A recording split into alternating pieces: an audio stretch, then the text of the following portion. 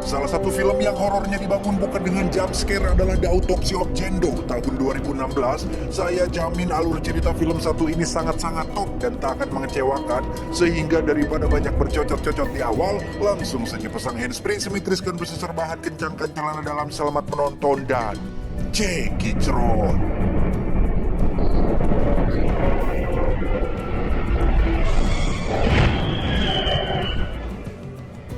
Cerita diawali dengan memperlihatkan sebuah rumah tempat kejadian perkara di mana satu keluarga yang bernama, kita panggil saja keluarga Samsil, pun ditemukan tewas bersimbah getih. Alih-alih menuduh maling sebagai pelaku utamanya, para polisi justru malah menemukan fakta menarik tentang para korban yang seperti sedang berusaha keluar dari rumah ini. Dan yang paling menarik dan tidak habis pikir adalah penemuan sesosok jasad wanita yang terkubur di ruang bawah tanah, yang setelah diperiksa, jasad wanita ini bukanlah salah satu anggota keluarga Samsul dan tidak terdaftar dalam sensus penduduk, sehingga untuk sementara waktu mereka menamai jasad ini dengan sebutan untuk seseorang yang tidak diketahui namanya, yaitu Jendo. Dan kisah akan berfokus pada pasangan bapak dan anak. Ada, kita panggil saja si bapak dan putranya yang bernama Austin, yang merupakan petugas koroner sekaligus pemilik rumah autopsi atau bedah mayat, yang secara definisi berarti merupakan tindakan pemeriksaan kesehatan terhadap jenazah setelah kematian untuk mengetahui penyebab dan cara kematian jenazah itu sendiri. Disinilah kita bisa melihat pengalaman si bapak yang sudah jadi petugas koroner selama puluhan tahun ketika beliau dan Austin putranya sedang mengotopsi korban kebakaran, yang bagi orang biasa seperti kita pastilah mengira jika si korban mati karena asap dan api dari kebakaran. Namun di tangan seorang ahli seperti si bapak, ada faktor lain yang menyebabkan si korban maut, yaitu benturan keras di bagian tengkorak kepala yang besar kemungkinan disebabkan karena terjatuh saat sedang melarikan diri dari kebakaran tersebut.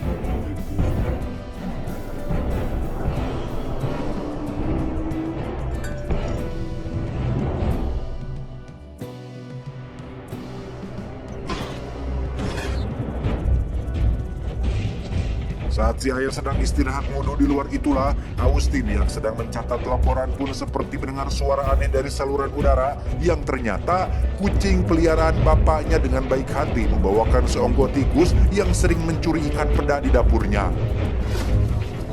Dan lagi, saat Austin sedang cuci tangan, lagi-lagi ia mendengar suara yang berasal dari ruangan lain, sehingga untuk memastikan itu bukan jurik atau tutup termos yang jatuh, Austin pun mulai memeriksa satu persatu ruangan di rumah tersebut. Dan tiba-tiba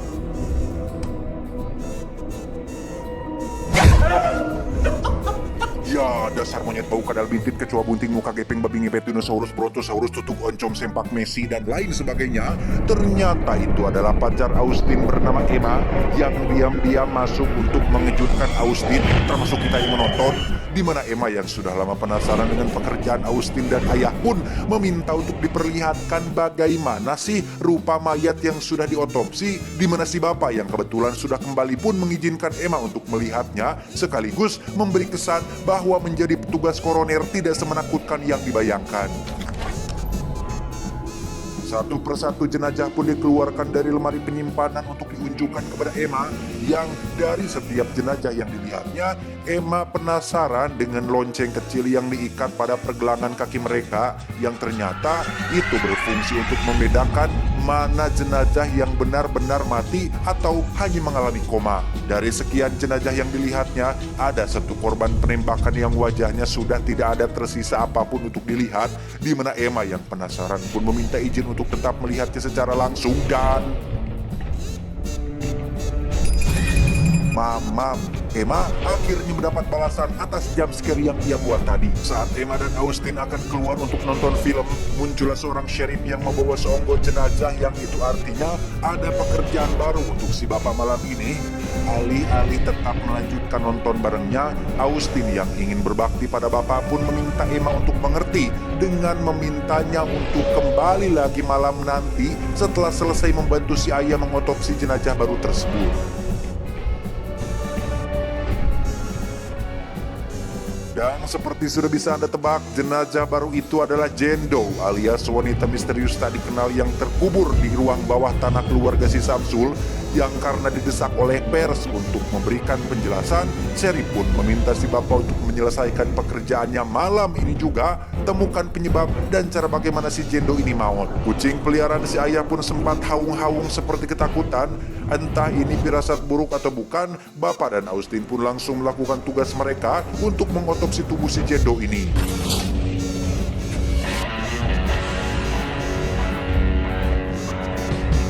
Otopsi sendiri akan terbagi dalam 4 tahap: 1. Pemeriksaan luar, 2. Pemeriksaan dalam, 3. Saluran pencernaan, dan terakhir pemeriksaan otak. Menggunakan kamera Polaroid alias kamera langsung jadi, Austin pun memotret tubuh si Jendo yang diperkirakan masih berusia 20 tahunan, kulit putih khas Kaukasia atau orang barat, rambut coklat, tidak ada bekas luka apapun yang ditemukan.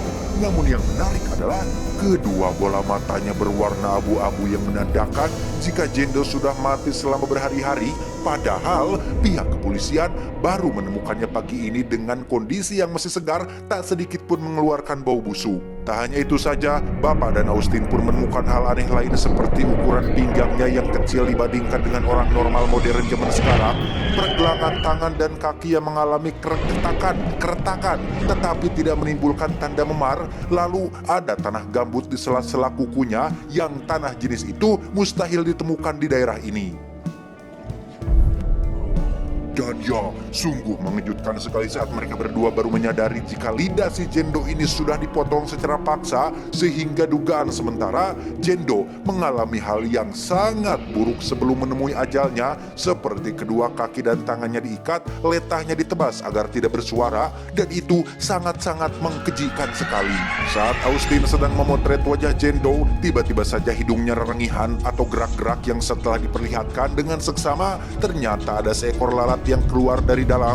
Tak lama setelah itu, si bapak pun melakukan pemeriksaan mulut dan ditemukanlah selai benang yang entah bagaimana bisa ada di sana. Saat Austin periksa menggunakan alat pembesar, ternyata itu adalah benang tekstil, di mana si bapak menyuruh Austin untuk membungkusnya dan kirim ke lab untuk dilakukan pemeriksaan.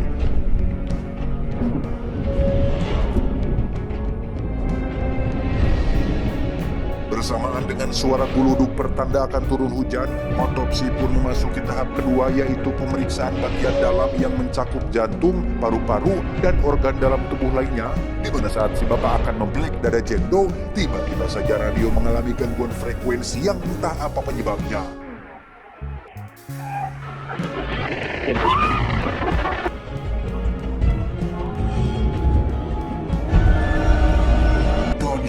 Bapak dan Austin pun benar-benar terkejut saat melihat getih segar mengucur dari tubuh Jendo, di mana kondisi itu seharusnya tidak terjadi, terkecuali jenazah tersebut baru maut 1 atau 2 jam setelah kematian. Meski masih dibuat heran, Bapak pun tetap fokus melanjutkan prosedur pekerjaannya untuk memeriksa paru-paru Jendo yang ternyata sangat hitam sekali, seperti seorang perokok yang habis 10 bungkus sehari. Lebih parah dari Mang Darus, teman saya yang ada di kampung, udutnya jancok tapi seperti kereta api, baru beres sebat selangsung nyalain yang baru, dan terus saja berulang-ulang seperti itu. Olok, boros rokok. Paru-paru si Jendo ini lebih mirip seperti habis terbakar, dan terdapat banyak sekali bekas luka yang hampir tertera jelas di semua organ dalamnya. Disinilah si bapak mulai mempertanyakan tentang bagaimana melukai seseorang dari dalam tanpa menyentuh bagian luarnya. Ini seperti peluru yang bersarang di dalam kepala seseorang tapi tidak ditembakkan, atau bisa juga seperti paku, silet, jarum kecos, dan benda-benda tajam lain yang ujung-ujung ada di dalam perut seseorang, tapi orang itu tidak pernah menelannya. Pasti Anda familiar dengan fenomena itu. Nah, menurut si bapak, apa yang telah menimpa Jendo sepertinya sengaja dilakukan untuk membuatnya sangat menderita.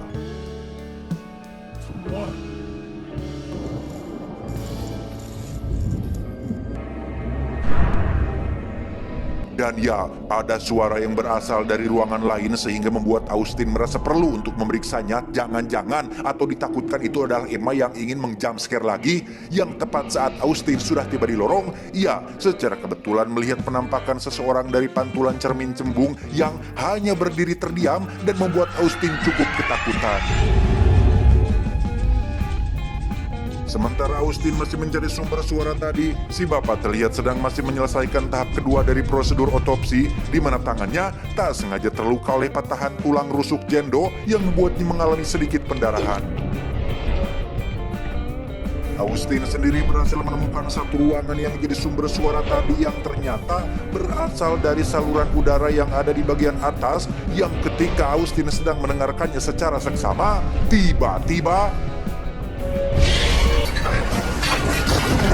tepat saat Austin terjatuh, muncullah si bapak yang datang menyusul, di mana suara tadi ternyata berasal dari kucing peliharaan si bapak yang merupakan pemberian dari mendiang istrinya alias ibunda dari Austin, sehingga kematian si kucing yang misterius itu pun menjadi suatu kehilangan yang cukup mendalam bagi si bapak.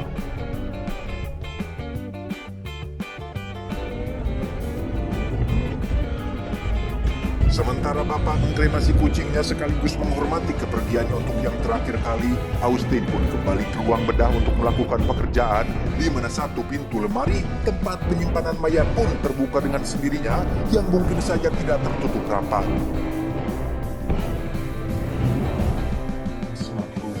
Memasuki tahap ketiga yaitu pemeriksaan saluran pencernaan, mereka menemukan hal aneh lain yaitu sebuah tumbuhan berupa bunga bernama Jimsonweed yang kalau di kita lebih dikenal dengan nama umum kecubung pendek yang menurut buku flora terkemuka bisa menyebabkan kelumpuhan. Tak lama, radio pun menyiarkan kabar tentang akan adanya hujan disertai angin kencang yang akan melanda wilayah tersebut, di mana Austin sempat meminta ayahnya untuk hentikan pekerjaan mereka dan lanjutkan esok pagi saja, tetapi si bapak yang sudah mendapat amanat dari Sherry pun tetap ingin menyelesaikan pekerjaannya malam ini juga.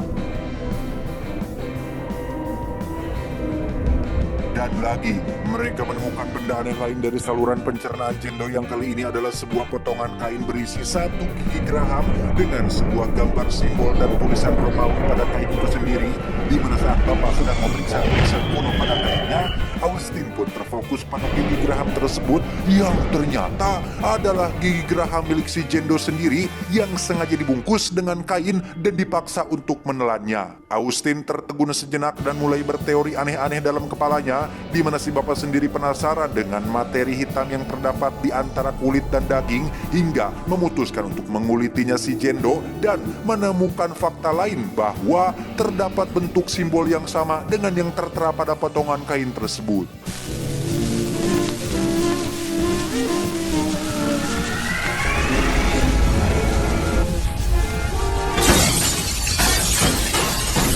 Dan ya, listrik tiba-tiba mati disertai dengan lampu yang meledak, sehingga si bapak yang baru muncul firasat buruk pun buru-buru mengajak putranya untuk pergi meninggalkan basement ini.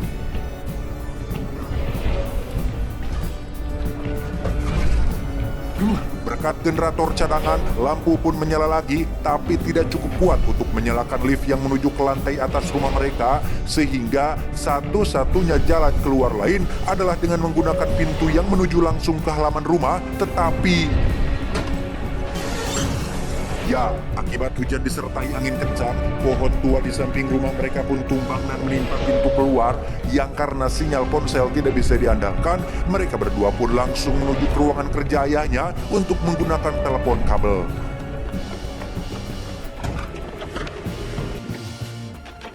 Sempat berhasil menghubungi Sheriff, suaranya putus-putus yang lagi-lagi diakibatkan oleh cuaca buruk yang sedang melanda, di mana mereka berdua tiba-tiba mendengar suara lonceng dari luar ruangan, sehingga Austin yang penasaran pun memutuskan untuk mengintipnya dari sela bawah pintu.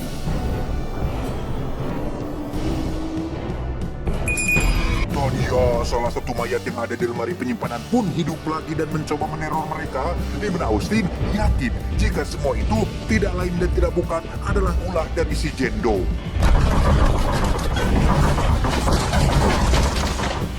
Luka sobekan pada lengan si bapak pun kembali terbuka, sehingga ia pun bergegas pergi ke toilet yang gelap untuk membersihkannya, di mana teror kembali terjadi saat muncul sesuatu dari kegelapan yang membuat si bapak terkurung di toilet tersebut.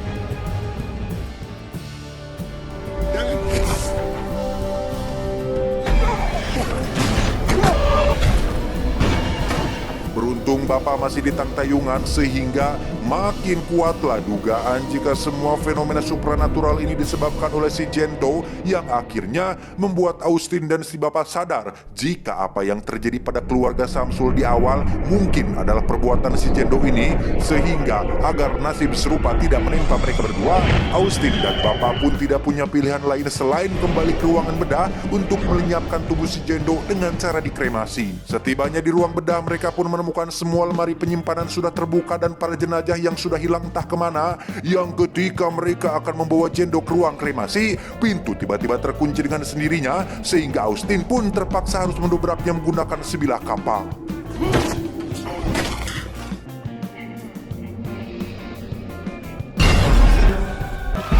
Dan ya, muncullah salah satu jenazah yang menunggu mereka di luar ruangan, di mana Austin yang sudah tidak tahan dengan semua teror pun nekat mengguyur tubuh Jendo menggunakan alkohol dengan maksud untuk dibakar di tempat tersebut.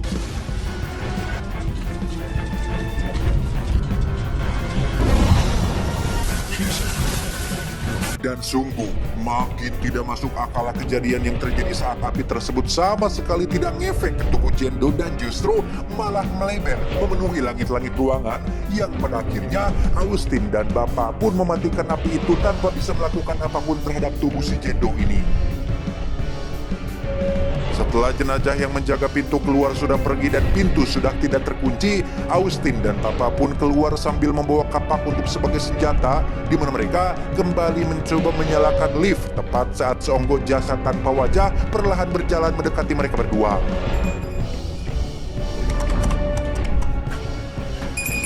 Adrenalin pun semakin terpacu saat pintu lift tidak mau menutup dengan sempurna, sehingga daripada ia dan putranya jadi korban kebrutalan jenazah berjalan, si bapak pun mengambil alih kapak tersebut dan menghantam si jenazah sekuat tenaga.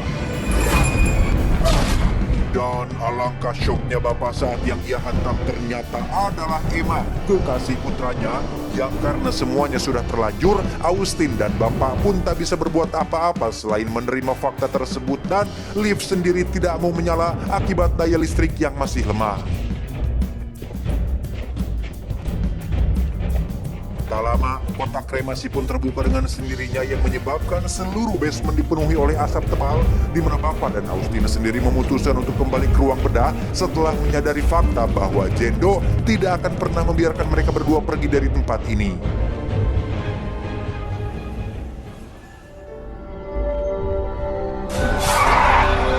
Setibanya di ruang bedah, mereka pun langsung melanjutkan tahap keempat alias terakhir, yaitu pemeriksaan otak untuk memastikan apa yang sebenarnya Jendo inginkan, di mana si bapak menemukan fakta menarik lainnya ketika ia mengambil sampel otak Jendo untuk dicek menggunakan alat pembesar yang ternyata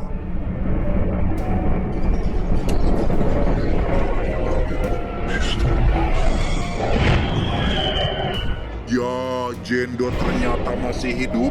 Terlepas dari tubuhnya yang sudah dibabacak, faktanya ada sebuah energi, sesuatu yang membuatnya tetap hidup, yang untuk memecahkan misteri itu dan mengetahui siapa sebenarnya Jendo, mereka pun kembali fokus pada potongan kain simbol yang ditemukan, yang setelah Austin bolak-balik, akhirnya ditemukanlah sebuah tulisan berupa Leviticus alias Kitab Imamat yang termasuk dalam perjanjian lama Kristen, yang di situ tertera ayat 20 dan 27 yang berbunyi, setiap pria atau wanita yang mencari arwah orang yang mati, maka harus dihukum mati atas perbuatannya. Disitulah Austin kembali mencocokkan semua clue yang ada hingga mendapat kesimpulan bahwa Jendo adalah gadis yang hidup pada abad ke-17, yang setelah Austin kembali melanjutkan membaca kitab Imamat, ditemukanlah sebuah kalimat yang membahas tentang penyihir yang darah mereka akan berada di dalam kepala mereka sendiri. Pada akhirnya terkuaklah sudah bahwa si Jendo ini tidak salah lagi adalah seorang penyihir yang hidup pada abad ke-17. Orang-orang pada zaman itu sudah tahu bahwa seorang penyihir akan hidup abadi, sehingga alih-alih melenyapkan tubuhnya, mereka memaksa Jendo untuk menelan gigi gerahamnya sendiri yang sudah dibungkus dengan kain mantra untuk membuat dia menderita selamanya. Apa yang terjadi pada keluarga Samsul termasuk Austin dan si bapak adalah bagian dari serangkaian balas dendam Jendo untuk membuat semua semua manusia merasakan penderitaan yang ia rasakan selama ratusan tahun ini, sehingga tepat saat Austin sedang sibuk menahan pintu dari para jenazah, si bapak pun melakukan negosiasi secara pribadi dengan Jendo untuk mengorbankan dirinya sendiri asalkan Austin putranya dibiarkan tetap hidup. Seiring dengan kematian si bapak, tubuh Jendo pun perlahan pulih, matanya kembali normal tidak berwarna abu-abu lagi, di mana listrik kembali menyala dengan seluruh jenazah yang sudah ada pada tempatnya. Yang tak berapa lama terdengar suara sheriff yang memanggil-manggil Austin dari luar, sehingga Austin pun dengan cepat menghampiri sheriff yang berada di luar pintu halaman rumahnya. Tetapi kemudian Austin mulai menyadari jika suara tersebut bukanlah suara sheriff asli, melainkan suara yang berasal dari radio yang merupakan tipuan yang dibuat oleh Jendo. Dan tiba-tiba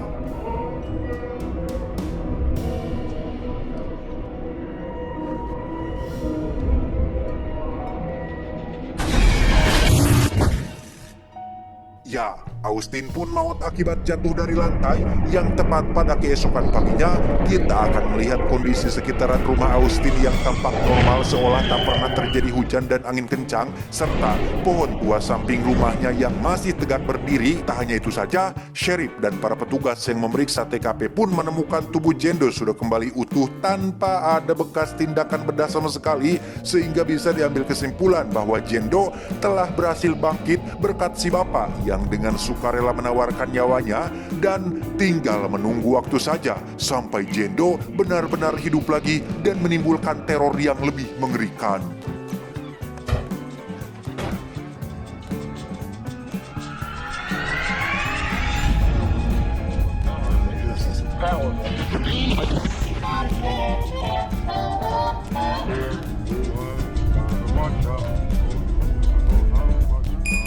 Tamat, ending yang sangat menghariwakan. Jadi sudah jelas ya teman-teman semua bahwa Jendo adalah seorang penyihir yang disegel menggunakan kain mantra dan gigi geraknya sendiri.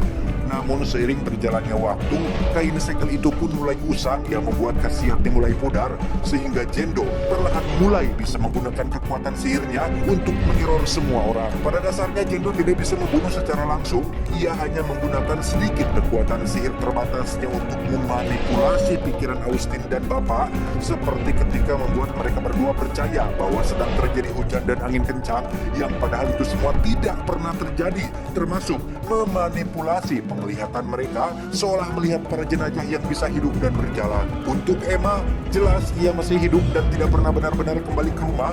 Hal itu bisa dilihat dari ending ketika sheriff dan para petugas hanya menemukan tubuh Austin dan ayahnya saja. Saat terakhir mereka ketemu sore-sore waktu Emma mengajak Austin nonton bioskop, di situ Emma sebenarnya sudah sangat kecewa dengan Austin yang rela membatalkan janji nonton demi untuk membantu ayahnya bekerja. Sehingga sudah clear semua ya bahwa sebagian besar yang Bapak dan Austin alami hanyalah permainan pikiran dari sihirnya si Jendo agar si Bapak dengan sukarela menukarkan nyawanya, yang alhasil Jendo bisa bangkit kembali dan membalas dendam kepada semua manusia yang ada di muka bumi ini. Pesan yang bisa kita ambil dari film ini adalah film horor tidak selalu melulu tentang jump scare. Tegang bisa dibangun oleh cerita yang fresh dan alur yang tidak tertebak. Sampai jumpa di video selanjutnya. Adios, Pengangguran Indonesia.